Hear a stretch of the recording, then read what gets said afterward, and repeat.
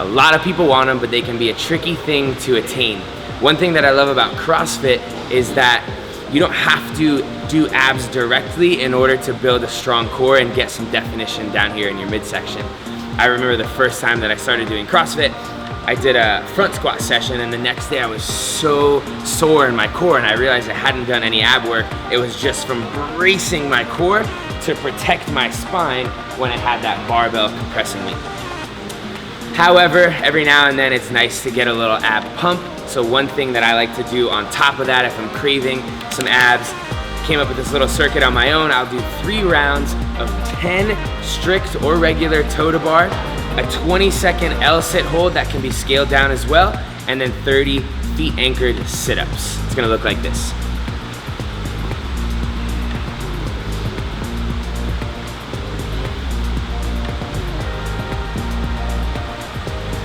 And if you need to scale that down, you can easily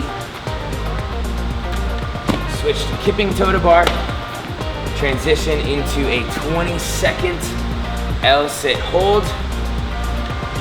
If we need to scale the L-sit down, we can go into a tuck position. You can go one leg out at a time, or Coach Johnny taught me this one recently.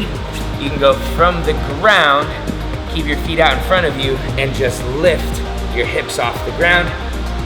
And again, just progressing by lifting one foot off the ground at a time.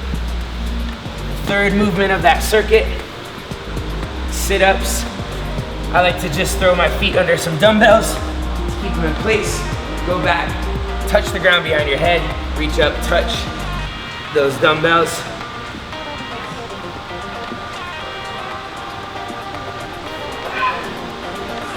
"30 sit-ups, and then you repeat that circuit 10, 20, and 30, and you'll be feeling the shred fest for sure. In CrossFit, it is really important to have a strong core because again, it's going to protect your spine.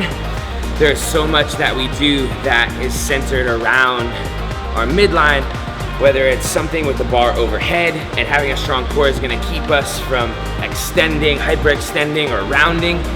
Having a strong core is gonna keep you in a good flat position that'll keep you really safe and keep you from getting your back too sore, right? When you're deadlifting, this position here is not gonna be good. If I have a strong core and I can brace it, keep myself nice and flat the whole time, I'm gonna keep those back muscles safe and from getting sore, having to use the Mark Pro on them. Sometimes after a competition that's heavy on the abs, if we have maybe a bunch of GHD sit-ups, rather than just focusing on my core, I'll use the Mark Pro to kind of stretch out my hip flexors since those are connected, and those do a lot of the flexing and extending of your trunk.